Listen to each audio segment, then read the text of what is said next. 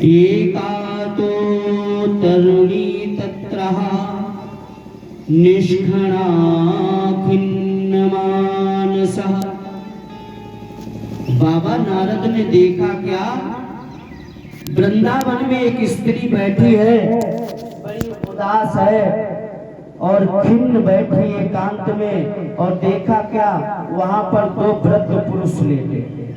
बाबा नारद ने देखा और वो स्त्री वहां पर, जहां पर वृद्ध पुरुष लेटे हैं, वो स्त्री वहां पर रुदन कर रही।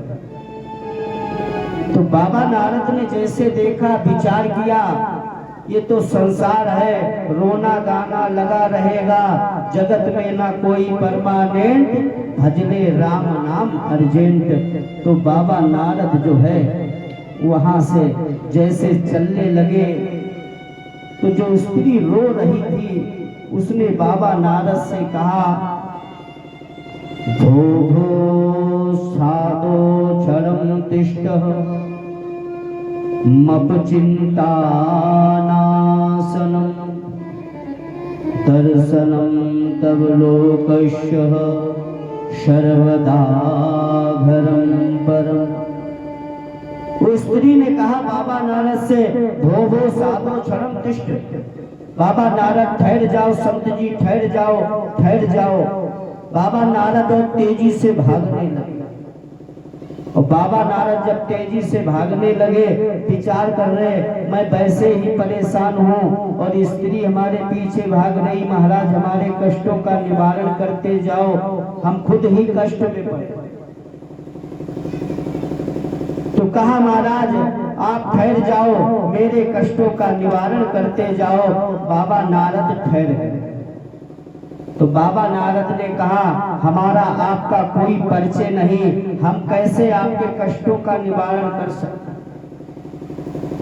तो स्त्री कहने लगी, महाराज मुझे भरोसा है, जो मेरे जीवन में कष्ट है उसका अब मुझे निवारण हो जाएगा, क्योंकि साधु नाम दर्शनम पुण्यम, संत के दर्शन से पूर्ण प्राप्त होते। जैसे कहा संत के दर्शन से पूर्ण प्राप्त होता। महाराज मुझे अब पूरा भरोसा है, मेरा जीवन कष्ट में है, आप मेरे जीवन का दुखों का निवारण कर दो। आपको बताएं, गंगा में स्नान करोगे तब पुण्य प्राप्त होगा, दान करोगे तब पुण्य प्राप्त होगा, तीर्थों में जाओगे तब पुण्य प्राप्त होगा। बताया साधु नाम दर्शनम पुण्यम, संत के दर्शन से पुण्य प्राप्त होगा। जैसे कहा संत के दर्शन से पुण्य प्राप्त होता है।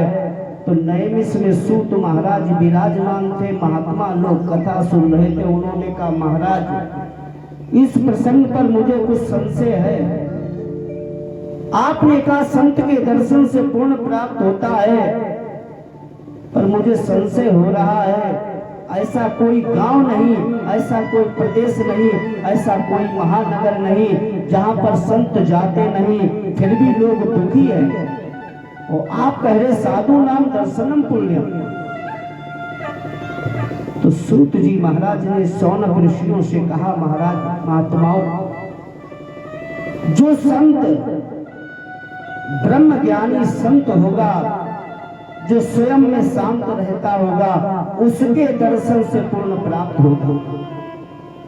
इसीलिए हनुमान चालीसा में लिख दिया गया, साधु संत के तुम रखवारे।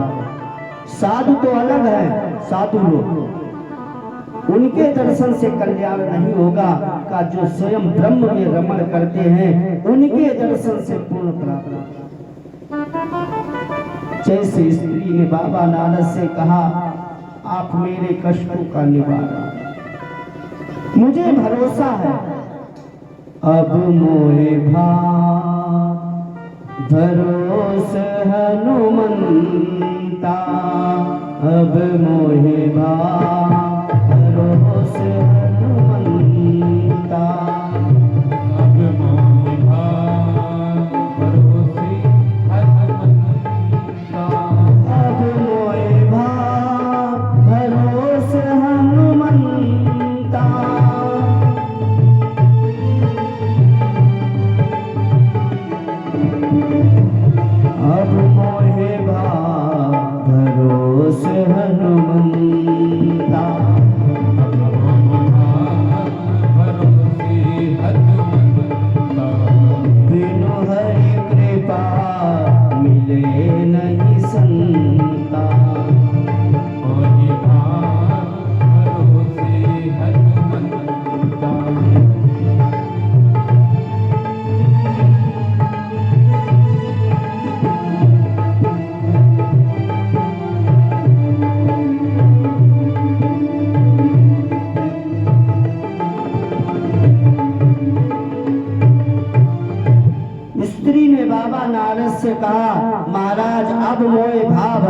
हनुमंता, बिनु हरि कृपा मिले नहीं संता।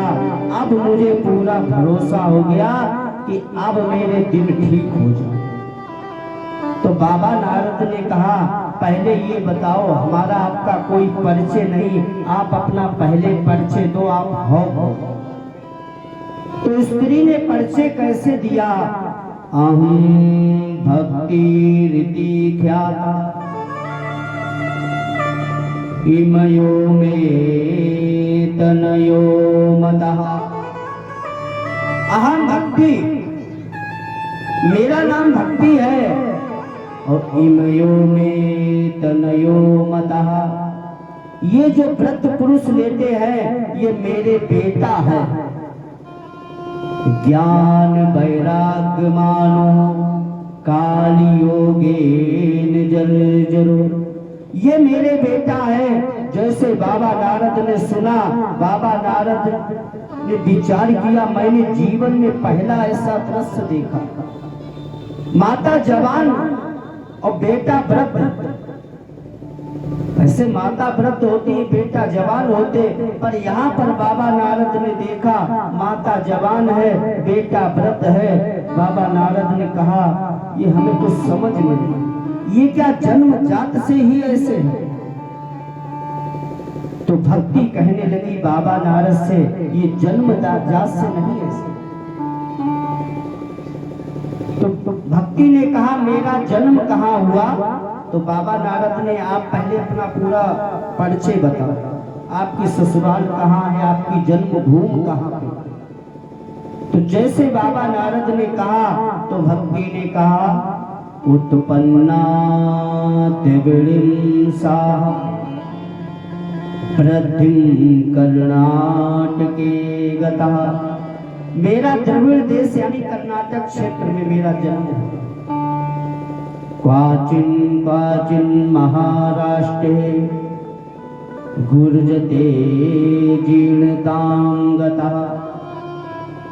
मेरा जो है पालन पोषण महाराष्ट्र में हुआ, और मेरा जो है गुजरात में विवाह हुआ। वहां होने विवाह के बाद मैं व्रत रही, मेरे ये बेटा दोनों जवान। तो जब मैं गुजरात से भ्रमण करते करते अपने बालकों के साथ में, और जैसे मैं वृंदावन पहुंची, तो मैंने देखा क्या, जैसे मैंने चरण रख दिए वृंदावन की भूमि पर, जो मेरे बेटा ज्ञान और वैराग्य थे वो बूढ़े हो गए और मैं जवान। अब ये विषय अध्यात्म है, समझने का विषय है। ये बूढ़े क्या शरीर से हो गए? शरीर से नहीं। जैसे भक्ति ज्ञान और वैराग्य, तो जैसे वृंदावन में पहुंचे, तो वृंदावन में भक्ति जवान है। वृंदावन की आप किसी गली में जाओगे तो रिक्शा वाला भी साइड मांगेगा तो राधे राधे बोले। तो वृंदावन में भक्ति है जवान, और ज्ञान और वैराग्य वहां पर शून्य अवस्था में पड़े, शरीर से नहीं बूढ़े। अब जैसे हम आपके यहाँ आए, तो ये हमारा क्षेत्र नहीं है, तो हमारा यहाँ पर बल काम नहीं करेगा। जैसे आपका ये घर है, मोहल्ला है, तो आपका यहाँ बल है, पावर है, और हम आए तो हमसे अगर कोई झगड़ा करेगा तो भी हम शांत रहेंगे, बोलेंगे नहीं। उसी प्रकार वृंदावन में ज्ञान और वैराग्य पहुंचे, वहाँ भक्ति की जय जयकार हो रही, और ज्ञान वैराग्य वृद्धावस्था में, मूर्छावस्था में पड़े। तो बाबा नारद ने कहा, ऐसा है, चलो आप चिंता मत करो, मैं कुछ विचार करता हूं। तो बाबा नारद के पास जो भी जड़ी बूटी थी, तो बाबा नारद ने किस प्रकार प्रयोग की? वेद वेदांत घोषस्य गीता पाठ मुहुर्मुहुर्। बाबा नारद ने वेद मंत्रों का पाठ किया, गीता का पाठ किया, ज्ञान और वैराग्य के लिए। तो ज्ञान वैराग्य के लिए जैसे ये संकल्प लेकर अनुष्ठान प्रारंभ किया, तो ज्ञान वैराग्य को थोड़ी सी मूर्छा आती, उठकर बैठते, फिर उसी अवस्था में पहुंचे। अगर मरीज गंभीर है तो थोड़े इलाज से उसे लाभ नहीं होगा। लोग कहते दवाई खाई तब तक आराम, फिर बुखार आ गया। अब बाबा नारद ने वेद वेदांत घोषस् गीता पाठ मोहर कई बार पाठ किया पर कोई लाभ नहीं हुआ। तो बाबा नारद ने भक्ति से कहा, आप चिंता मत करो, मैं आपके बेटों के लिए औषधि लेकर आता हूँ, आप तब तक भगवान का भजन करना।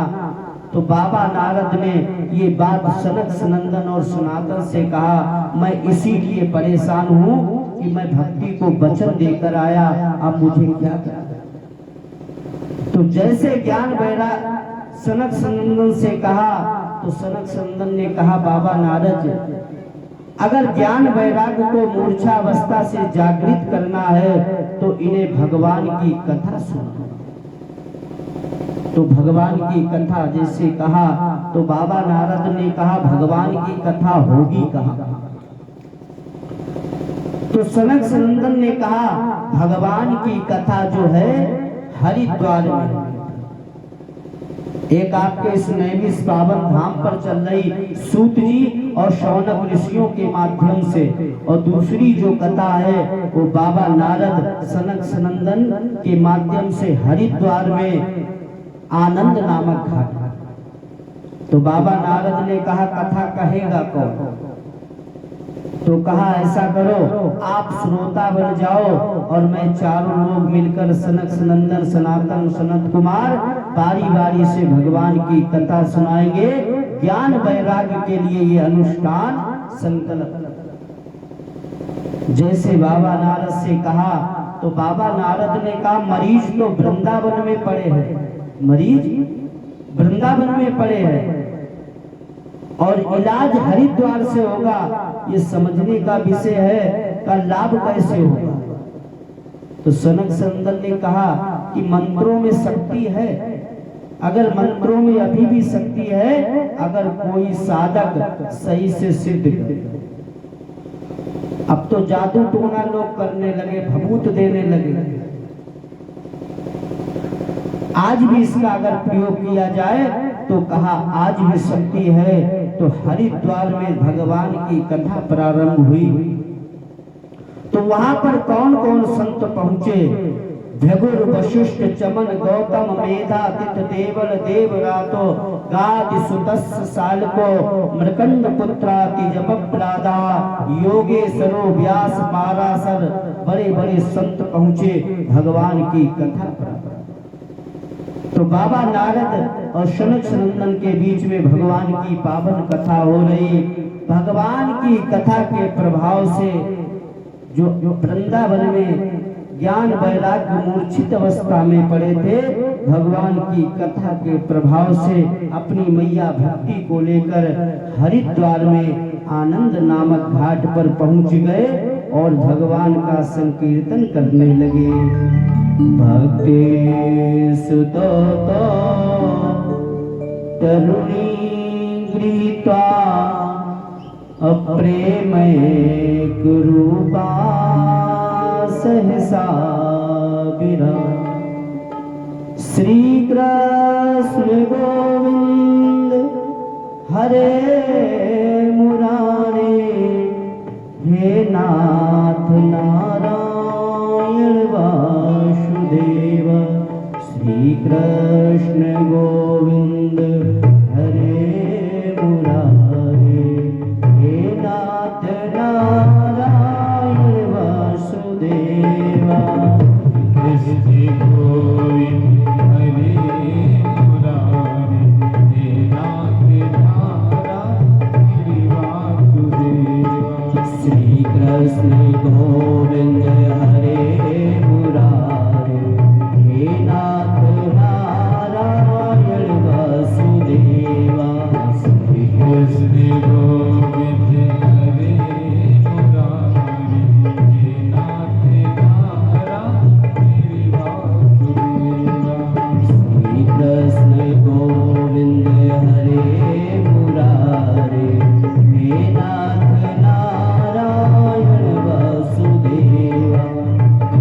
कृष्ण